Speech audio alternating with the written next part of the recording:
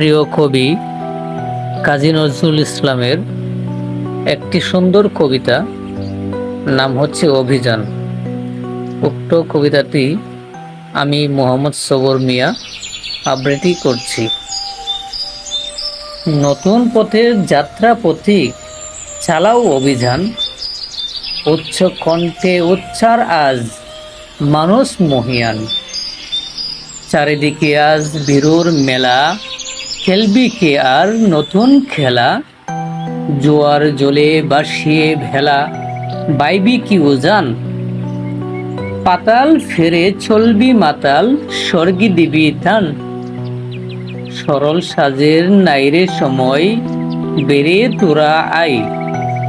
আজ বিপদের পরশ নেব, নাঙ্গা আদুল গাই। আসবে রণসজ্জা কবে, সেই আশাই রইলি সবে।